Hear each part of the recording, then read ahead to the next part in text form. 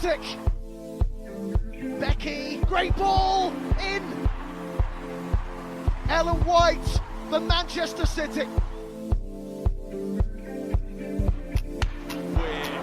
Decent hit, wonderful goal. The first ever in a Manchester derby in FAWSL is an absolute blinder scored by Caroline Weir. Hello and welcome to MCW Fancast. I'm Emma. Thanks for listening. On this week's show, we are joined by Dave from OSC and Kerrie from the Chelsea Women's Supporters Club. Thank you both for joining me. How are you doing? Hi Emma, yeah, nice to speak to you. Fine, thank you. After yesterday, we enjoyed yesterday, so we're in good form. Kerrie, how are you? Good as well. I'm still buzzing about yesterday's results, so all good. We'll talk about that. Past weekend, saw both Man City and Chelsea in action. City played host to visitors Aston Villa, and Chelsea with their top of the table clash against our rivals Manchester United. Both teams picking up 3 points respectively. For Chelsea, it was a 2-1 win against United, which saw Emma Hayes' side now top of the table on goal difference with a game in hand. With goals from Harder and an informed Fran Kirby contributing the goals. I mean, Kerrie, how was it for you? How happy were you with the performance from Chelsea at the weekend? Well, I was a bit worried at first because when Sam kept missing all the chances, but once we got the swing of things and we got the goals, it was all good. Yeah, I mean, how would you sort of, if you could summarise Sam Kerr's sort of season so far, it's sort of one of those games again for her where she's had ample opportunity but sort of not been able to find the back of the net, whereas in other games she's been really on form and scoring for fun. Yeah, I'm not sure what happened with Sam yesterday. I mean, she does more than scoring goals, so she does work very well with Fran, so that sort of makes up for it. And then when you've got Fran in your team, it probably takes less pressure when she misses the goals. So how have you been with that combination with Fran and Kerr this season? Because it seems to be, particularly like December and into the new year, it's been a really big part of your game at the moment. Yeah, like when we played against Reading, you could see it's just clicking, and it's really good to watch. For City, we ran out 7-0 winners at home against Aston Villa. Much changed City team for City, who were without several key players while Alan Mahon took charge, whilst Gareth Taylor was isolating at home. We saw Millie, Davies and Alicia making a senior debut from the bench in the second half. And it was a real controlled and professional performance from City, Dave. It was, yeah. I mean, when we saw the team sheet, I suppose, with the situation that we're in, the team was almost forced upon, the lineup was always forced upon the management, Gareth and Alan taking charge with Gareth isolating, as you say. I'm sure Gareth still had his input. But, it was still a very good side that we managed to field, very balanced. And they flew out the blocks, didn't they? I mean, we were scored in the second minute. I think it was the fastest WSL goal of the season. And we 6 up by half time. It was just an amazing first half display. We played really well. So yeah, it was quite a nice surprise almost, because I think people were a little bit wary when they heard the initial lineup. There might have been a few worries knocking about. So it was nice to play so well and put a lot of people's mind at rest. Yeah, it was good to see. And it was also great. I mean, for me, looking at the performance against Villa, it was, like players like Lucy Bronze obviously coming into the squad and really showing her worth. And she had a fantastic game for me. And Jill Scott as well, who's not probably featured as much for us this season, but just clearly showing that, she's still got so much to give to the City side. Well, we spoke before Christmas, Emma, and we said how much that Sam Mewis had been like possibly our best player. She fitted in so well and played well. And then, she's not here at the moment, obviously away with the camp. And then you've got someone like Jill comes in. I think it helped remind everybody what an important part of our squad Jill's been for a number of years now, and what a good player she still is. There's no two ways about it. Yesterday proved that she's a cracking player. And we saw that firsthand yesterday. And as you say, the whole squad roles yesterday, I thought Esme Morgan played very well at the back, yes, in a more traditional role for a centre-half role, which I think she prefers that more. We've seen her at left-back against Gothenburg. It just shows the versatility of a player like Esme to play anywhere almost across the back four. Lucy as well has got that versatility. These points are good points that come out of the situation we're in at the moment. We find out different strengths for different players. And as you say, also another plus point was being the youngsters We've trained with them all week. That's great experience. And then 4 of them on the bench, and 2 of them actually getting on the pitch. All positive points. Yeah, definitely. I mean, especially as well, these opportunities, especially for like our academy players, the dev players, it doesn't come along too often. So to obviously see them get some minutes as well, you know, it gives them a little bit of confidence and a little bit of boost for them as well to have some involvement in that game too. It does, yeah. They spent the whole week training with the first team, which can only be good. They get, like I say, 2 of them on the pitch, 4 of them on the bench. If then we do need to call them again at some point, you know, for any situation that might arise, injuries, COVID, whatever, you know, they've had that experience. That can only be good. And there are less, you're probably right, there's less chance for these players to make appearances in the women's game because literally we've got less fixtures and things like that. So, you know, it's good. It's definitely a positive. Yeah. And it's great to draw on those positives as well, given obviously the last couple of weeks have obviously been quite difficult. But now, obviously, we've hit the ground running with a really good result. Heading into Wednesday's game now against Chelsea, with Chelsea heading up north for the Conti Cup quarter-finals tie, which is to be played at the Academy Stadium with a 5:30 kickoff. Behind closed doors, but available to watch for all fans via the FA Player, which is also great to have that fixture available for fans. I mean, I know, Kerrie, in particular, Chelsea fans have really struggled with some fixtures with the Conti Cup and having that availability for the streams available for fans. Yeah, at the beginning of the season, they decided not to show their Arsenal game, which was ridiculous because that's our biggest game. So, yeah, we had a few discussions with the club and they've decided and they've actually worked on it. So they have improved. Yeah. And Dave, obviously, it's always great to have a fixture like this available for the fans to watch because it's going to be a good game. Yeah, obviously. I mean, we're lucky in that the City TV on the City website has covered most of the games, even, you know, the ones that have not been on TV or you know, or on the FA Player, the Conti Cup games have more or less been covered all. And we're lucky and we thank the club for that. We're in a lucky position there because obviously, you know, we all want to be there. We all want to be there. Kerrie will probably agree. We want to be there on Wednesday in the stands, but we can't be. So, you know, these games need to be covered. And how are you feeling now with obviously the weekend fixtures out of the way, looking ahead to Wednesday? How are you feeling and what are you expecting heading into the game, Kerrie? Oh, it's City Chelsea are always one of those games. It's end-to-end drama, entertainment. I'm not quite sure what to expect. Yeah, I think if you ask the managers of both clubs if they were honest, they'd probably not. You'd rather not drawn each other this early. A bit rare. You know, it's usually the semi-final, isn't it? But I think, you know, it's one of those games, like Kerrie says, it can go either way. Sometimes we've had games in the past where we've almost nullified each other and it's not lived up to expectation. But then you throw in that one last year, it was 3-3. 3-3, yeah. And everything. It was an unbelievable game of football. I mean, you know, and neutrals would have loved it as well. So, you know, it's a strange one, really. We've lost twice to Chelsea. I don't really count the Charity Shield. We weren't really up to speed for that Charity Shield game. We didn't really turn up in some respects. But the league game, yeah, Chelsea were the better team on the day. It's the way it goes.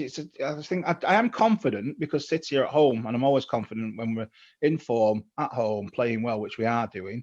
But Chelsea are a great side, and it's going to be a tough game. But I think it should be a good game. Yeah, definitely. Rahad on Twitter says she's feeling excited and confident. Both teams coming in hot, but Blues.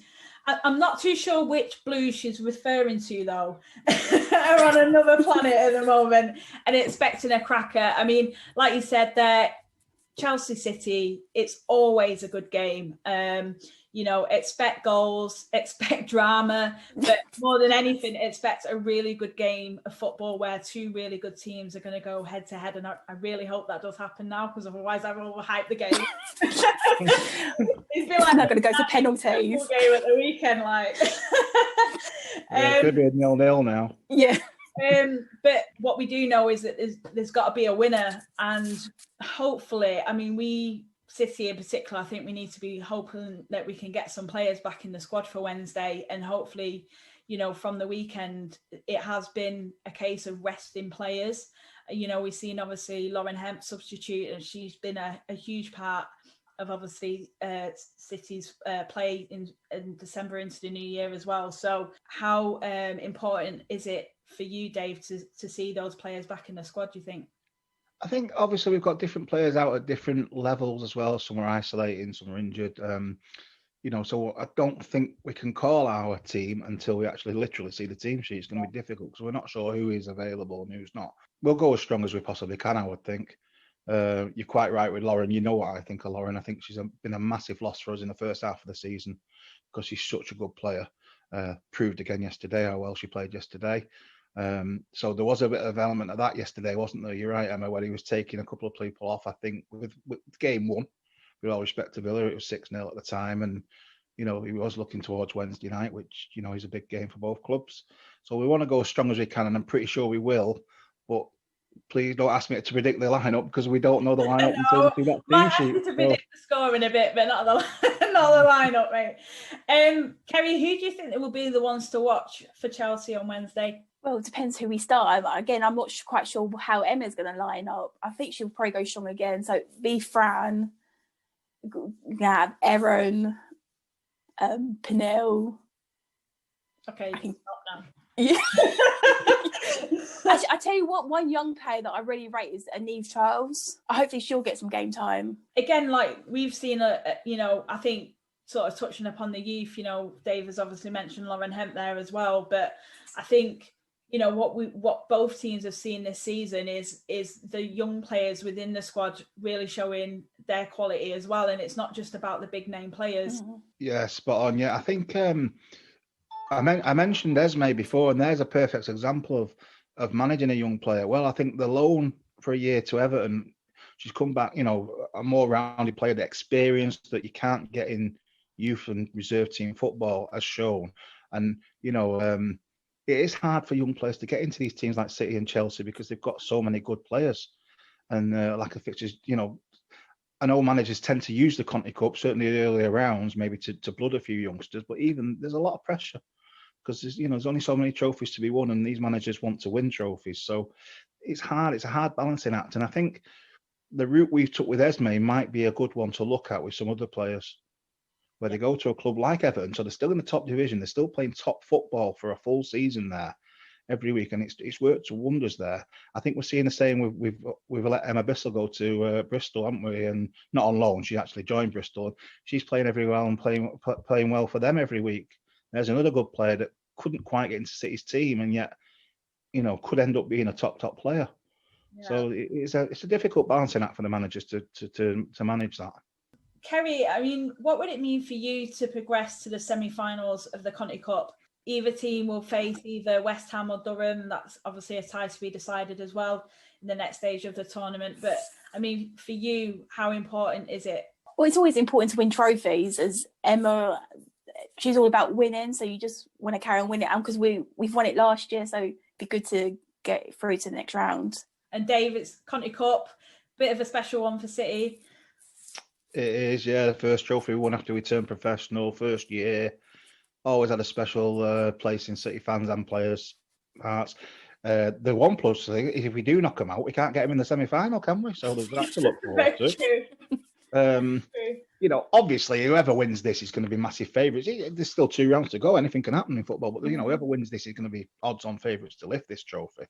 But yeah, it's a tough one, but I'm looking forward to it. New signings announced last week, that Abby Darrell-Kemper will be joining City following her international teammates Sam Mewis and Rose Lavelle on a 2.5-year deal.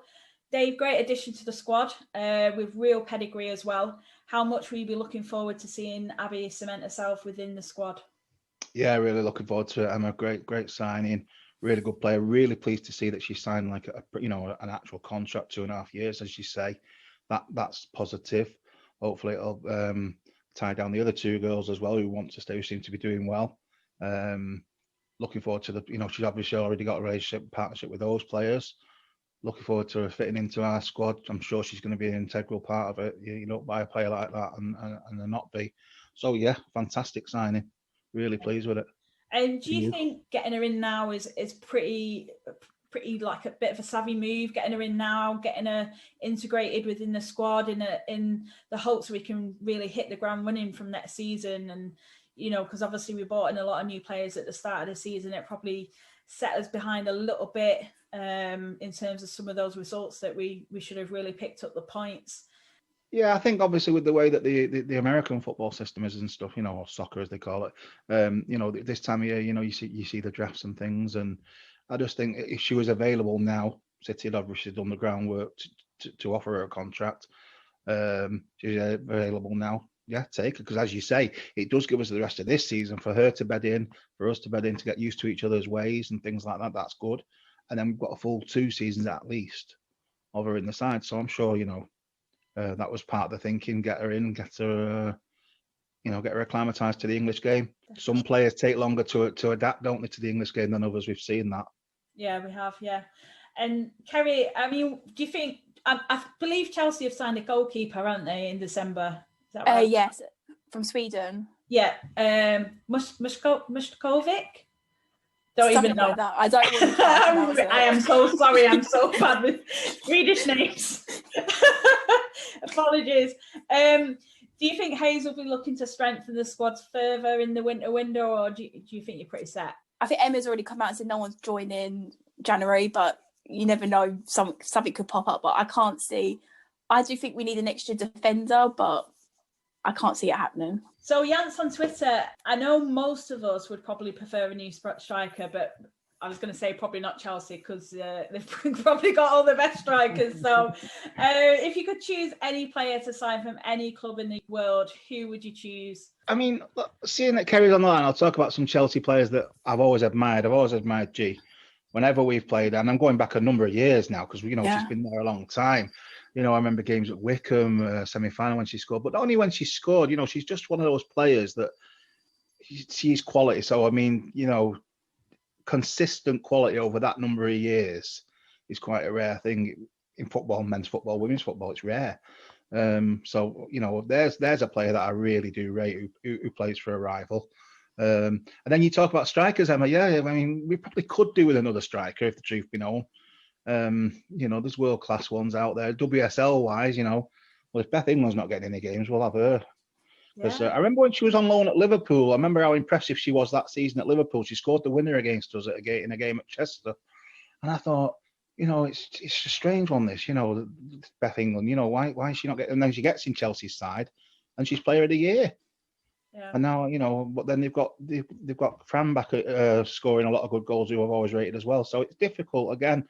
But there's a striker that I would love to see because she scores goals and that's what you want strikers to do. What about you, Kerrie? From City, I would probably take Lauren Hemp. Every time she plays against us, I think it was the Community Shield. If she didn't go, she went off injured that game, I think. Yeah. And I think that changed the game for us. She's just so direct. But if you're going to talk globally, I'll probably go Ellie Carpenter out of Lyon, strengthen the defence. Yeah. If I was going to pick from Chelsea, I love Erin Cuthbert. I really think she's a class player. I love her attitude. She's fantastic. And from another club, I would probably say Katoko. Do you know who I mean? PSG. She's quite... PSG, yeah. I think she's incredible, and I think she would, with it, I could see her within a city side, a really good tactical player, and I think she's really just such quality on the ball. She can, a bit like Lauren Hemp. She's got the ball at her feet. She can work wonders with it, and she could go it alone. And I think that's the type of player that I think City really could do with it at the moment. Someone just with a little bit of confidence that's got that potential to work with. And I think City, if we were looking at a younger player, I think she'd be an ideal kind of fit for us. Difficult, isn't it, to say what we need, where we need, sort of thing, because we've got players in every position. Like Chelsea have got, a lot of good players. And we don't also, as we were talking before, we want to stifle any youngsters coming through who can be just as good, such as, your Laurens and stuff. But I think the Chloe Kelly signing is a good example of a good signing, for a good fit. It's just what we needed. And she's fitted in as if she's been here for years for me, Chloe, this season. She's just, right from that first game at Charity Shield, she hit the ground running and hasn't stopped. And there's a good example of a transfer coming in when it was needed, in a position that was needed. And she's certainly been one of our best players this season. But I agree with you. I mean, we could do with a striker, an out-and-out goal scorer, but I mean, what club doesn't want one of those? I mean, it's really difficult as well, because I think, you know, we've seen like Jess Park, you know, when she's played, you know, she's contributed and, you know, she's shown her potential and her growth and development as well, because I think she's shown us that she's improved. For a player of like Jess's age, is fantastic, and she'll only go from strength to strength. But it's just those opportunities when they come along, she takes them, but they just don't come along that often for her. That's it. That's what we were saying before. There's just not as many fixtures to start with. You know, when Jess has played, she has played well. She scored a cracking goal. She set up effectively the winner in the cup final. I know it was the second goal and we scored a third one in the last minute, but she came on and changed that game, and she's been an important part of the squad this season, Jess. But first of all, you don't want to pile too much pressure on any young players to deliver every week. And second of all, as you say, it's the opportunities themselves as well. Yeah, it is certainly difficult. I'm glad I'm not a manager. Managing two big teams and trying to keep everyone happy. So I'm going to finish the podcast with your predictions for Wednesday's game. Kerrie, let's start with you. What do you think the score will be? Oh God, the scoreline could be anything. True. And we don't have a great record at your stadium either. But hopefully, no fans. I'm going to go like 2-1 Chelsea. Don't ask me this. I don't know who will scores. You don't care. As long as they win. I'll reverse that. I think it'll be a tight game, so I'll go for 2-1 to us. Again, I don't really care who scores, but I think it'll be a good game. So we'll sneak it 2-1 because we've got a good home record. Thank you so much for joining me. I really appreciate it. Kerrie, do you just want to drop your social? Yeah, it's just at Twitter. It's just Chelsea Women SJ. Brilliant. Thanks so much, Kerrie. And Dave? Thank you. Yeah, most of you know ours anyway. It's at MCWFC_OSC. Well, enjoy the game, guys. But yeah, really looking forward to it. Good luck for the rest of the season, Kerrie, and hopefully we'll catch up when we meet you again. Yeah. We've been a lot this season. Yeah, we've got another league game to come. You never know, the FA Cup, if we're lucky. Yeah, you never know. Maybe. Honestly. Take care, guys, and stay safe, and I'll speak to you soon. Thanks, Thank Emma. you. See you, Kerrie. Bye. Thanks, bye.